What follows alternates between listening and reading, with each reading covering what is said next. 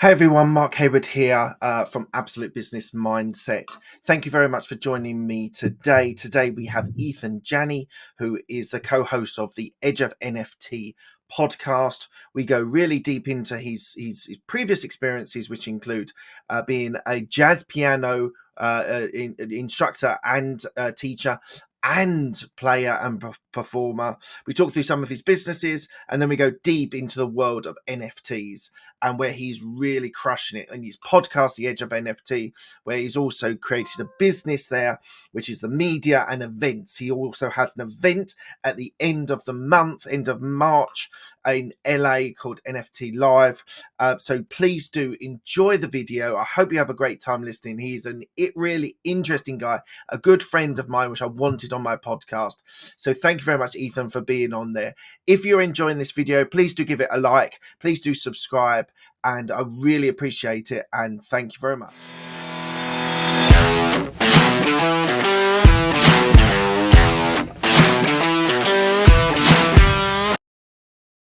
Today we have Eathan Janney, who is a good friend of mine, who is the co-host of Edge of NFT. Hello, Eathan. How are you?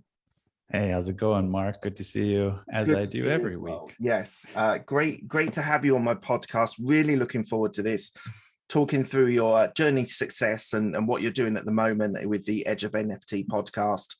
But the first question I always ask is, what does business mindset mean to you? Yeah, I think that's a great question to launch with. You know, when I think about business mindset, I think about just value and understanding how value is exchanged as among us human beings, right? And I think as we talk through the session today, people find out I'm involved in Web3, which includes some cryptocurrency and NFT projects. And what I'm really excited about within all of that stuff is it's really been a sandbox for us as human beings to really more deeply explore how we exchange value, be that different modes of currency that are fungible, like, dollar-like tokens that people can trade, or non-fungible, which, have an analog to art, or kind of collector's items, those things that we trade that have value, but they don't have an unlimited supply that you can exchange for one another. So when I think about why I love business, I love that ability to create value from nothing, just because you have a great idea or great relationships or the ability to build something that nobody else could put together. And I think that the more people think that way about business, the more successful they're going to be. Excellent. Thank you very much for the answer. So we'll go into education. So you've had a pretty varied education, which is interesting. So your first degree was in music, specializing in jazz piano. So why did you choose music, and specifically why the jazz piano? Yeah, it's a good question. My first year of school, I actually chose to do a degree in physics at a small local school outside of Chicago where I was living. And it felt very practical. And I came from a not too privileged background. It wasn't horrible, but I felt like there was a lot of, kind of fighting I had to do to make my way, into a middle class, even lifestyle. And so I had done a lot of hard work. As in my high school years, I'd learned a lot, done a lot of studies, got good grades and stuff like that. And I was at the same time passionate about music. And I was so passionate about music while I was at this school called Lake Forest College outside of Chicago that I would be practicing piano day and night. I would sneak in the practice rooms. I can say this now because it's many, many years later, in the middle of the night when it was locked. I'd find a window that you could open. I'm sure the security is much better nowadays. And I just practice all night. I'd fall asleep on the piano bench. I'd fall asleep on the room practice room floor. And to me, it said, you know what? I think even though there's a lot at stake here, Eathan, coming from the background you have, you deserve to, what I saw, kind of pursue a lifestyle that some of the wealthier kids might be able to, which is, learn something that was culturally enriching as my studies for school. And so basically my sort of behind the scenes plan that I didn't really share super widely was, I want to study this because I have a passion about it. I know I'm a smart guy and I could make ends meet however I do. And in the meantime, I'm going to become the best artist and musician that I can, and pursue that line of study. And so that was kind of what led me to pursue jazz piano. I had some friends that were also studying music, ended up going to the same school that they were at, Rutgers University. Got a really good education there, and I'm super happy I did that. And the last thing I'll say about that is I reflect a lot on, what we do with our life and what you have the capacity to do at different times in life. And I thought, I'm a young guy. Like I gotta do what I want to do. I can't pass up the opportunity to be a 20 something and not be, playing music, touring with a band, exploring that kind of lifestyle. So I'm glad I did all that. So we're going to jump onto you as a performer, and then we'll go back to your master's and your PhD. But so you then became a pianist and a performer. What did you learn in the craft, not just the technically learning how to play the piano, but actually to be a performer in front of a crowd, with interacting with the crowd, paying guests? How did you develop as a performer? Yeah, I think some of the things you mentioned up front, yes, I see this now. It's almost so instinctual that I don't realize how difficult it can be for other people. I have a much better ability to get in front of people, put myself out there, hold attention, right? Think about how people, what entertains people, what educates people, what makes them want to be present, what, stuff like that. And so I learned a lot about just kind of the presentation aspect of being an entertainer and a performer and things like that. And my internal interpretation of what music is because I started out very interested in the technical aspects of music. I would learn piano, want to know my scales and chords and all this stuff. And I think I had this naive perspective of music as a young person, that the better technically you were, the more successful you'd be as a musician. And I think what I've learned over the years is that music, at least the way that I see it, is way more integrated than that. It's really a cultural phenomenon that incorporates community, other forms of art, the context historically that you're in and what your music has to do with that. It's really, even though the technical skill is very important, it is far from like the only thing that will make you successful as a musician. So I learned that. And the one other thing that I would highlight is I learned to let go a little bit. I had this sort of very focused, intense perspective, very studious, having been more of like a good student on the academic side of things. And people would watch me play, and my shoulders, I would have this kind of posture and my shoulders would come up, and, like you see it, you see the musicians do like that. And I learned it from watching musicians kind of get in these weird contorted shapes. But I would get feedback from people that say, you got to relax, man, when you're playing. You just look way too stressed out. And I was like, no, that's just my mannerism, And I really had to take that feedback in. And when I really got a lot better at piano, I did this thing. There's a musician called Kenny Werner, and he had this program for jazz musicians, which is kind of a very niche thing. And it's called Effortless Mastery. Okay. And it was a series of audio programs which got you into like a meditative state, where it would kind of put you in this mindset that you really had to relax and let go and be a lot more intuitive in order to kind of pass a certain barrier as a musician. And if I hadn't gone through that process, I wouldn't. There's a whole lot of stuff that I wouldn't have gained. I gained a lot in like understanding music and other domains about the ability to kind of let go and lose control in a way that allows you maybe to even gain more control in a different capacity. That's fascinating. And I think you're right. I think there's a difference between being technically proficient as a musician and actually being a performer. And you've had 2 podcasts. You're a great interviewer. You're able to express yourself really well. And that I think that has come from being in front of people, exposing yourself as a musician. It's something that we all learn, well, most of us learn, and sort of my path to be able to do a podcast and thinking that way is different to yours, but there is an essence of having to be a performer or be able to step in front of people and share information. So thank you for that. So let's go back to your education again. So then you went into doing a master's and a PhD in philosophy. Now, well, a doctor of philosophy, doctor. A master's of philosophy and a doctor of philosophy, but the philosophy was neuroscience and biology. Yeah. So where did that in your sort of journey, your course, did you think that you need to go into the philosophy area as well? Right. So, yeah. And again, to clarify, the PhD stands for Doctor of Philosophy, but then it covers all of these different aspects.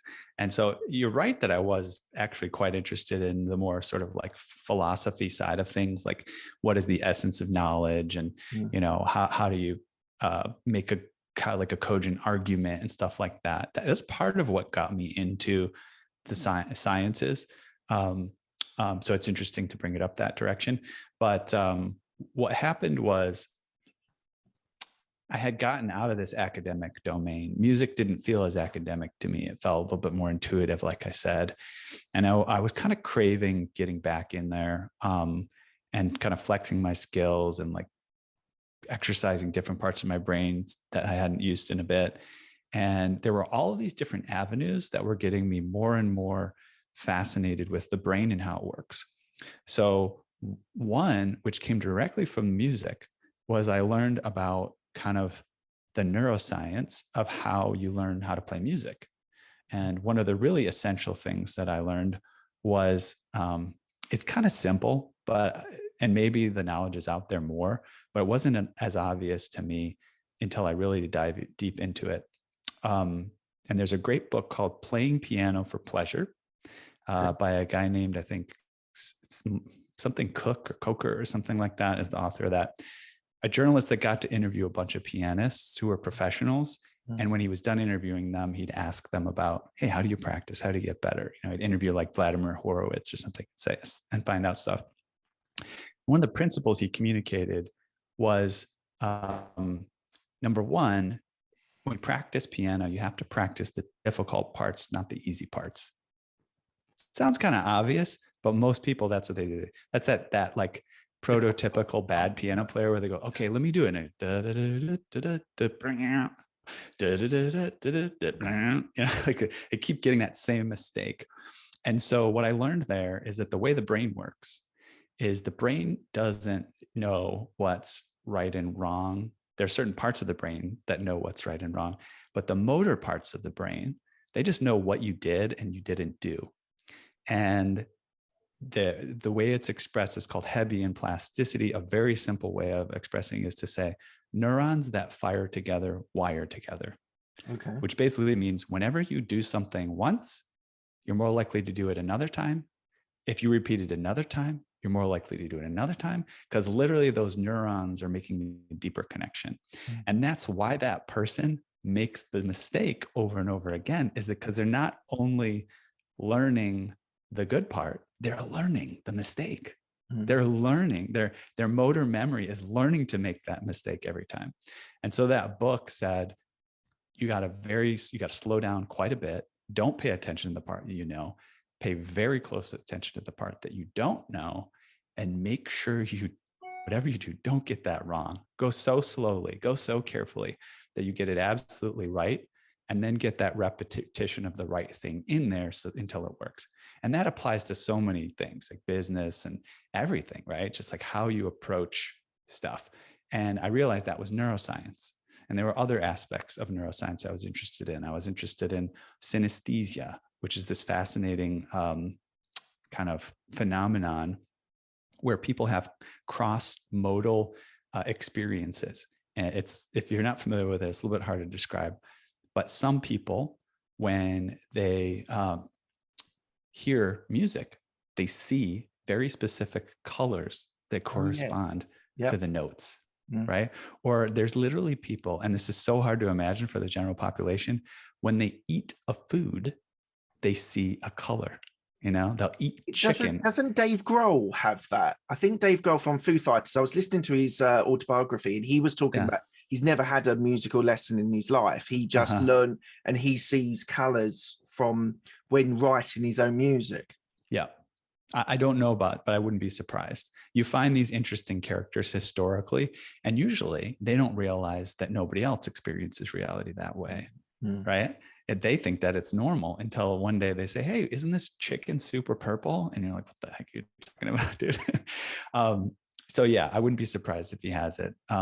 There's a few. Nabokov is an author who people think had synaesthesia as well in various domains.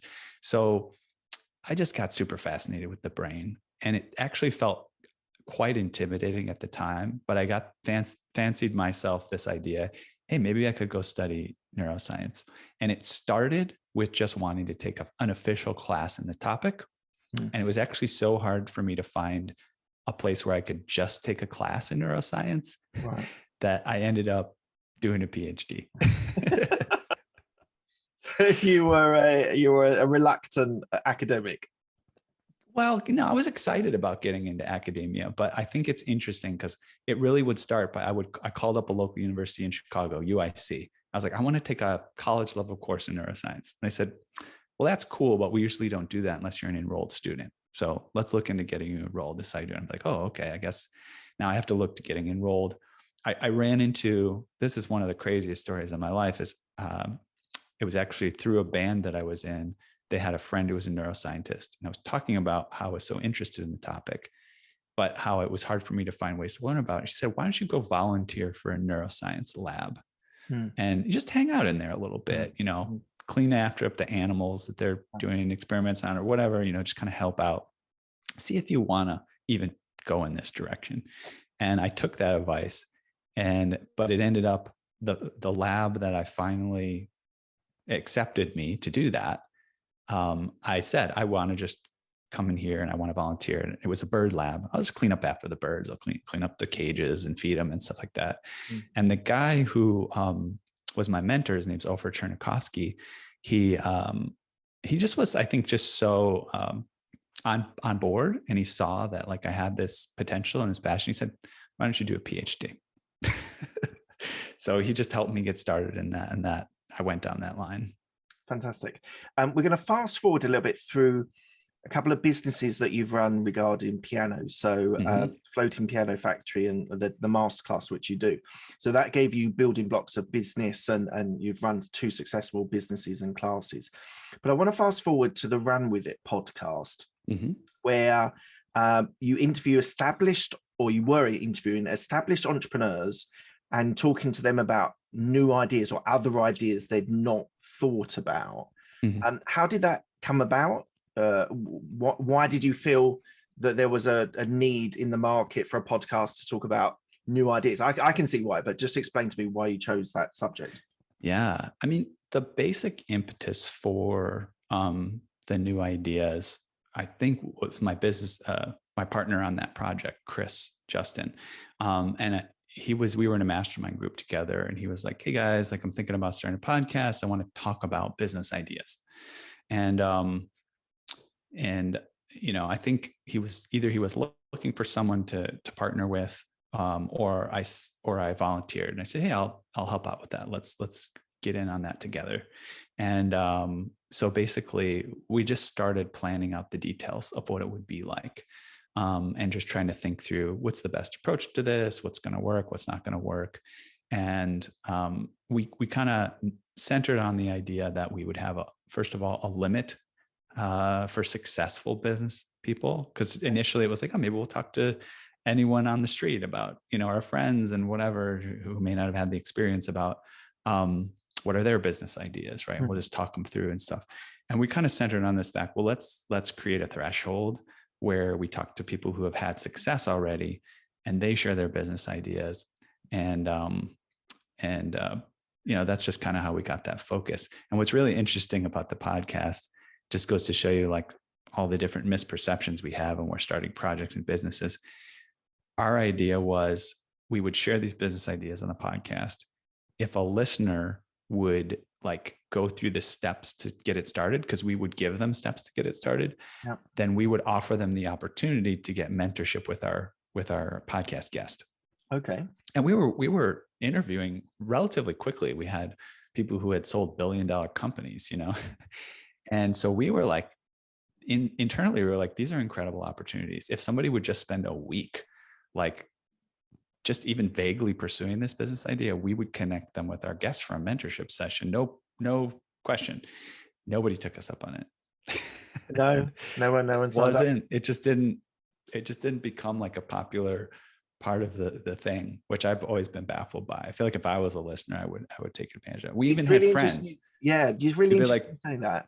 I'm sort of brainstorming with my team on this, and one of the things we were thinking about was offering this sort of hour coaching session, mentoring session with my guests, whether it's a product, service, whatever they produce.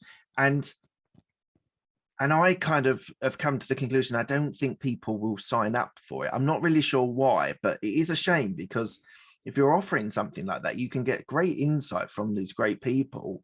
Yeah, it's an interesting one. I think you're right that, well, you were right that it proved that way. But so you were thinking about new ideas. So if they had a product or service, it might be something that they sort of thought about, but didn't have the time or didn't have the bandwidth to actually run. Yeah. And there's this philosophy that you hear, and definitely there's a crowd that thinks it's bunk, but this idea that most successful business people realize it's more about the execution than the idea. And so these people wouldn't be shy to share things. We did have people who did push back and say, what do you think I'm going to share with you? My great ideas on your podcast, forget about it, But for the most part, we found people that were willing and interested in doing that. So it worked out pretty well. And again, the idea was that they had the experience enough to share it. It's fun. It's like an outlet for them. And that was, our guests loved it. Because they were almost all entrepreneurs have shiny object syndrome. They got a ton of ideas. They wish that they could pursue them all. At least you can get on for an hour and talk about it and have fun. And so our guests just love being able to kind of like have that like psychological release of like, oh, let me just kind of have fun talking about this, and then I can get back to my day job. Okay, let's move on to your current project, which has developed from just being not just a podcast, but a podcast into lots of different areas. But why don't you tell me, first of all, let's talk about what an NFT is, and then talk about your podcast, which is the Edge of NFT. Yeah, sure. NFT stands for non-fungible token. And I'll tell a story which has worked lately to kind of give people some background. But the word fungible just basically means it could be exchanged equally. It's like an item that could be exchanged equally. There's no difference between the items of a set. And so like dollar bills is a good example of a fungible token, or like a quarter, or like a pound, right, in your currency. So if I have a euro or a pound or something like that, and I say, I'll give you my euro for your euro, like, okay, cool. No problem. Like nothing has happened there when we exchange those two things that makes any difference to the value of what just happened. A non-fungible token really represents something that is unique. And so it just basically means you can't just find an equivalent and trade it very easily. And in practice, like in the NFT space, you could have a set of things that you can trade as relatively equally. But even then, they're usually on such a small set that those individual items might have a different value just because of the sort of market for them. So the story I tell is I had this kind of quirky, what I would call an art business project that started around 2015, where it asked people to invest in me. But it was very symbolic. And I would ask them to invest like $1. And I would tell them, that it represented a relatively small share, right? But it was a very symbolic thing, and they understood me. They understood my ethos and my concept and stuff like that. And so that was inspired by an artist named JSG Boggs, who actually drew pieces of currency as his art. So he would draw a $20 bill, and he would go out to eat, and he would offer the waitress his drawing of a $20 bill versus like an actual $20 bill to pay the check. and check for like 1850 or something like that, you know? And if she took the art, he'd say, okay, great. Thank you. I'll need a receipt and some change. I need $1.50 change and a receipt. Thank you very much. And then what they didn't know was that there were collectors who collected this guy's art. Yes. So a collector would want the receipt, the change, which he would write into his initials on, or so he had a way of marking it, and the original piece of art. So they show up at this restaurant like a week later, having, you know, scoured the mystery of where it would be. And they'd offer them like $40 for the $20, you know, piece of art, or 50 or 100 or, you know, 1,000, depending on how popular his art was at the time. So inspired by this really interesting project, what I did was those pieces, those dollar bills now became artifacts. And we have, they probably have it on most currency. There's actually a serial number on each dollar bill. And so I would take a picture with the person and me showing that bill with the serial number on it. And I have all these bills now, and I still have them. They're not for spending on the business. They're for creating an artifact that actually may have higher value than the original item in terms of its face value.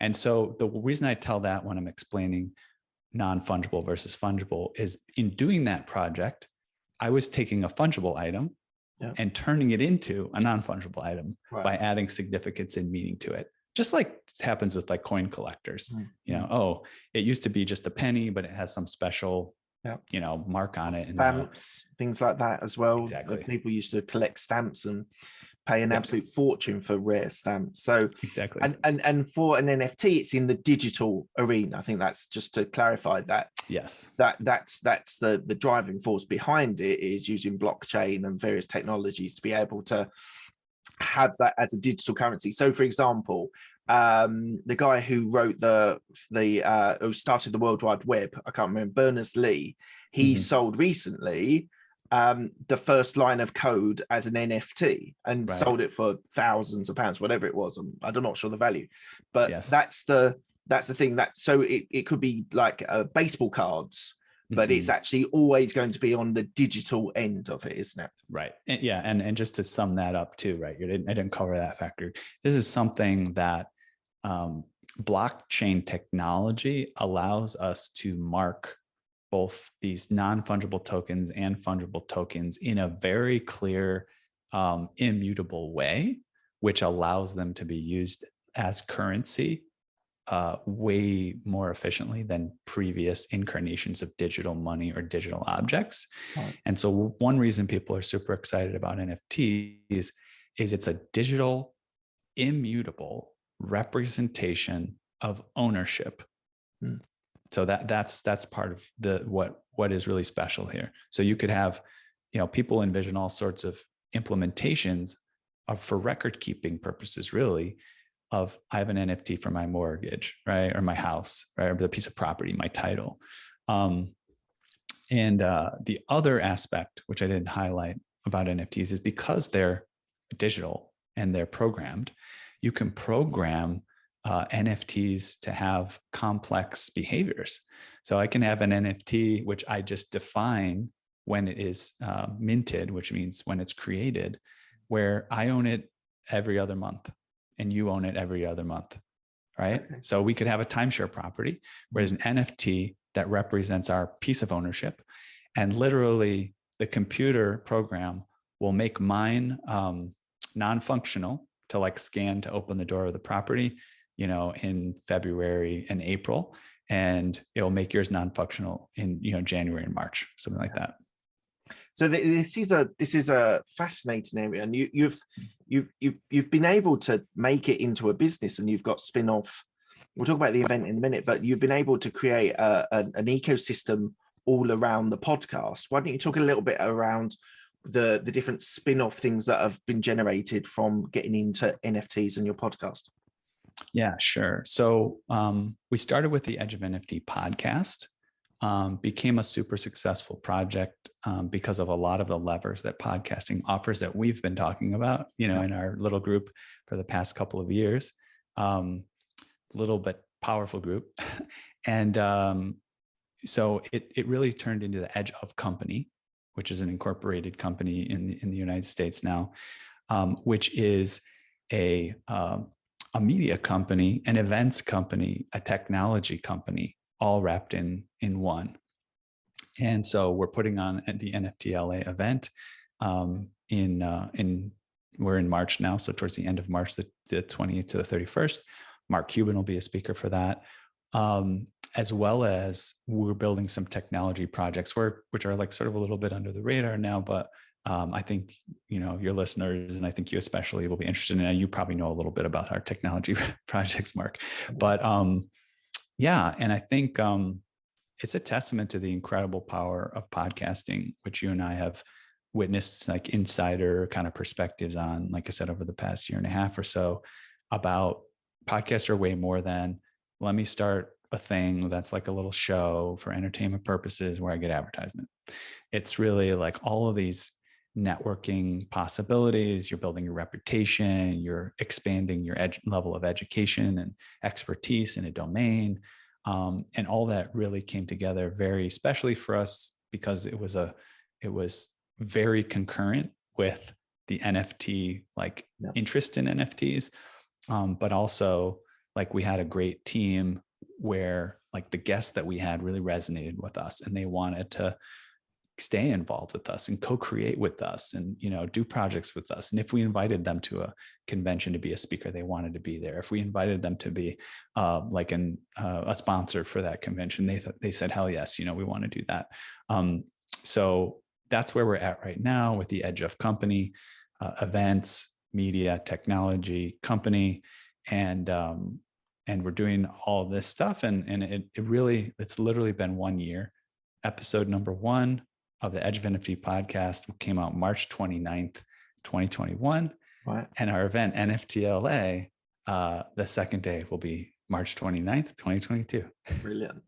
Amazing. So if people are in the LA arena at the end of March, where can people get tickets? Yeah. So I recommend just go to nftla.live to get tickets. You can get general admission tickets. You can get VIP tickets there. There's one thing which it's like kind of like behind the scenes information, which I'll share for your listeners. Okay. We have an NFT project called Spirit Seed NFTs. It's actually got a lot of cool stuff that comes with owning the NFT of these spirit seeds. It's done in collaboration with Nicole Buffett, who's Warren Buffett's granddaughter, and she's very active in the NFT space and well known. But long story short, on the ticket side, you get a VIP ticket included when you purchase one of these Spirit Seed NFTs. Okay. And what most people don't realize, and I think it's because we keep it under the radar, because we kind of are giving away too much. If you were to go get a VIP ticket at NFTLA.live right now, it'd be about $2,500 US. If you were to get a Spirit Seed NFT, equivalent US dollars would be probably somewhere between $1,500 and $2,000 US. So you're actually getting this NFT, which includes a VIP ticket and other utilities, including offsetting your carbon for a year, and a chance at getting other NFTs that Nicole Buffett has made that are trading for higher values. And so anyways, if people want a VIP ticket, I highly recommend they get a Spirit Seed and get the VIP that comes with it. And the website for that is spiritseeds.xyz.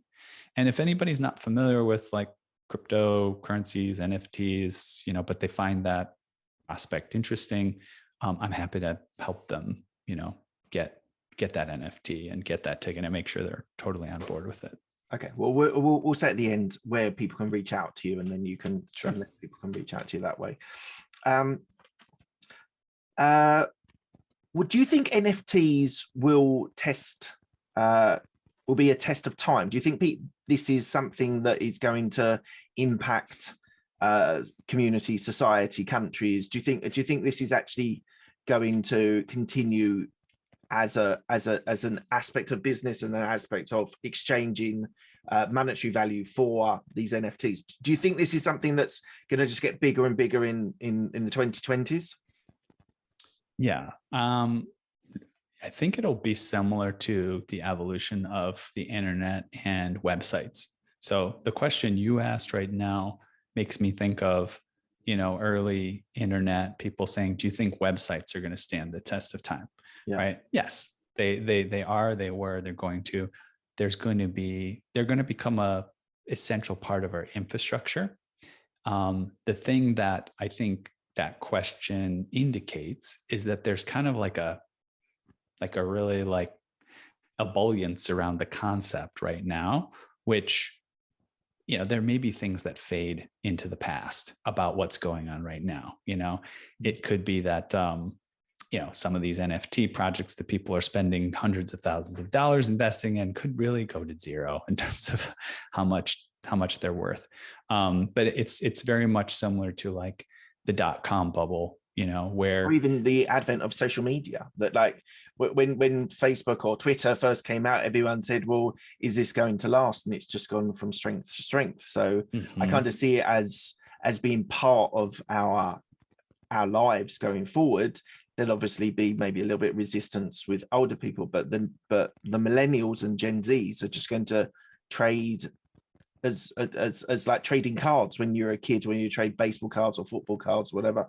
I just see it as becoming embedded in our society, and with the technology becoming more secure and being, as you said, the flexibility of it, you are going to be able to, as you say, rent, not own it for a month and then pass it to someone else. And you could buy something like, I've got some pictures of cricket photos and things like that. They could easily be digitally encoded, and I could have them as a screenshot on my screen. I just feel that especially millennials and Gen Zs are just going to start trading with these just going forwards. Yeah. A lot of our guests have brought up this Roblox, which is like a digital game that kids play where they can buy digital items and trade digital items.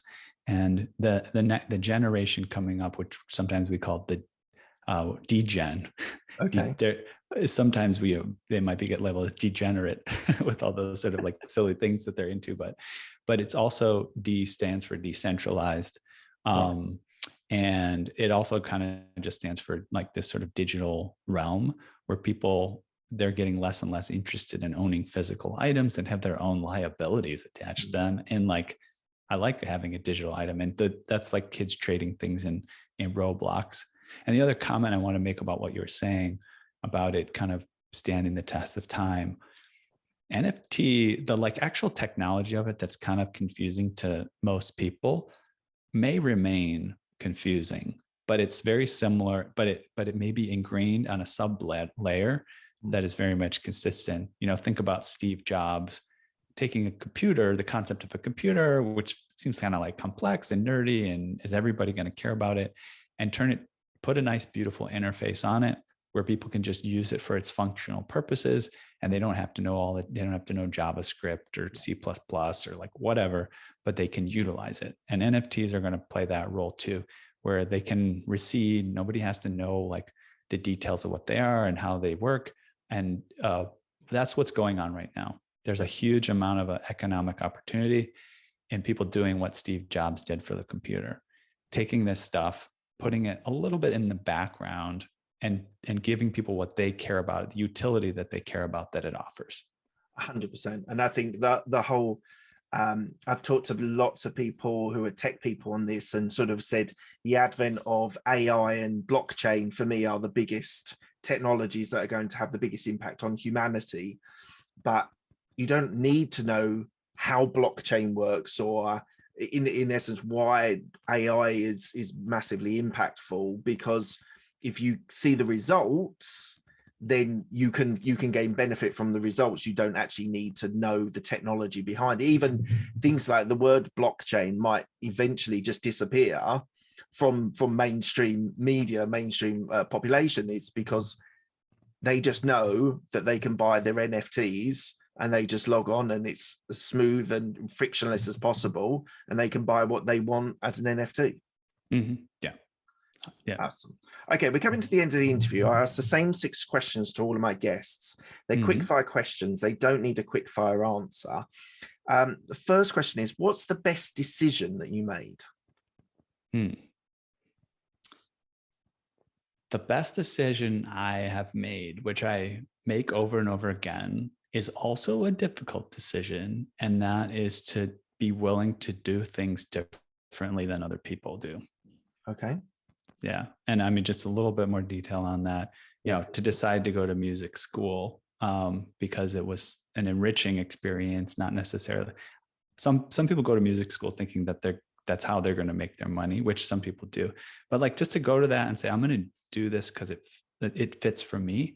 I want to explore this. It's my life. This is the direction I'm going to go, and be willing to be on a path that is less traveled, you know, as the Robert Frost poem goes, and trust that that's the right path for me. I'll find the right way. You're a bit of a disruptor, aren't you? Yeah, I think so. And you think about that even to the point of your music career as a performer, moving into creating businesses, which we haven't unfortunately had the time to talk about, but creating businesses that are running themselves and being able to do that's actually quite disruptive, the masterclass and the technician business. So I think like, if there's anyone that I've had on this podcast, and I've had some disruptors, I think it's a pretty good fit for you. You look at angles, look at places where people aren't, but you see potential, and then you go for it. Mm-hmm. And if there's one thing that I learned in everything that I've done, is if I'm going to make a disruption, let me make it in a big domain with a high impact, right? Because it's a lot more worth it than trying to disrupt like a small domain where there's a small impact, because the sort of resistance that you get is just, it's not easy. You got to have the right personality to be willing to get through it.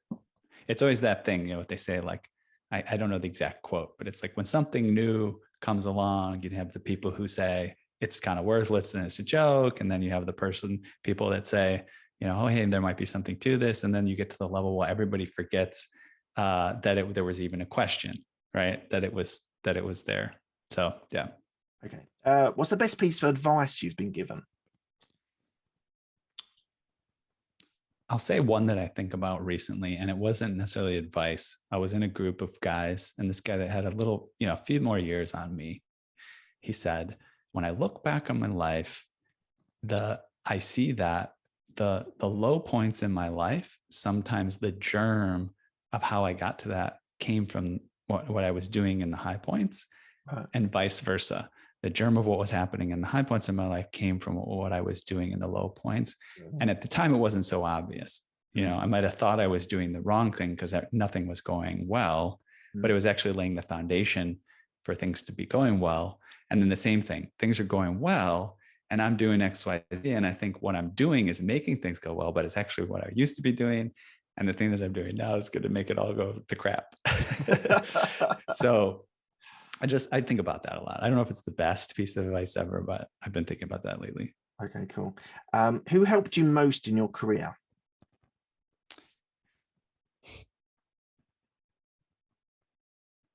I'll give a shout to a couple of folks here. One is to go back to a guy I mentioned earlier, Ofer Chernikovsky, who was the guy that took this musician and said, I think I could make him a neuroscientist. And actually, it's interesting because, you know, towards the end of my PhD, like, it was the mentor-mentee relationship came a little bit strained and difficult for me. You know, it was a little bit hard, especially because I wanted to move out of that domain. But all that having been said, I think that act of him having that faith in me and helping me go in that direction, I think it was super powerful. And the second one is just my business partners right now, Jeff and Josh. You know, these guys have had incredible successes, and I really appreciate, you know, being on a team with them and being able to work with them. And I think I forget what the exact question is. Who helped you most in your career? Who helped me most? And I feel like they're helping me a lot right now. I feel like we're all helping each other, but I just really appreciate this opportunity. Awesome. Do you have any regrets?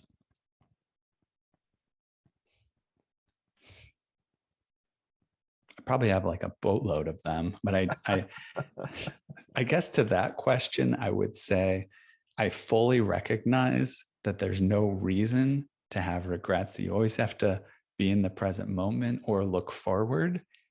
But I will acknowledge that my head, like, that's things come in my head all the time. I shouldn't have done this, or I should do this, or or that person did that, and I shouldn't have ever engaged with them, or just like all those things. I just fight them off. They're there, and I go, okay, you're here. All right, fine. Let's just try to ignore it. What are you most proud of? I think it goes back to that, just being willing to be independent and try to do things in the way that makes sense to me. And yeah, I guess going back to the last question of the regrets, where I failed at doing that, where I said, oh, I'm just going to do it the way that they said, because I don't know why, because there's a lot of pressure. But again, I can't regret. I just sort of move forward. Cool. What does legacy mean to you? A way to live on longer than your years, or just put something out in the world that is almost like a version of a child, like a business. I look at somebody like Walt Disney. I'm sure he has all his church followings, but the fact that he could, or JP Morgan Chase, or like whatever, all these people that they like built something, and it's still there, and it's just these foundations that stick around for years and continue to do really interesting and incredible things. That's what I think of when I think of legacy, and I hope to be able to do things on that level. Fantastic. Okay, Eathan, where can people find you if they want to reach out to you, whether it's the event or whether it's just directly to you? Yeah, nftla.live. I'll also say spiritseeds.xyz, and edgeofnft.com, as well as edgeofnft.com/Discord. As you know, we've been doing a lot of stuff in Discord, and that's a place for people to kind of engage and get to know things better, what's going on there. And I will say also, if this not too many things to get people, I'm going to create a link by the time this airs, and it will be edgeofnft.com/absolute. And what I will put there is a way for people who are listening to the podcast to get on the whitelist for our NFT project called Living Tree NFTs. And that entitles you to have access to purchasing those NFTs before anybody else in the public does, which is, if you're not familiar with the space, it's an incredible privilege, and it means you're kind of like an insider on the project. So I'll put a way for people to do that there. And again, if they're not familiar with how to, purchase cryptocurrency, or they don't have a wallet, or they don't know a lot about NFTs, at least reach out to me, Ethan@edgeofnft.com.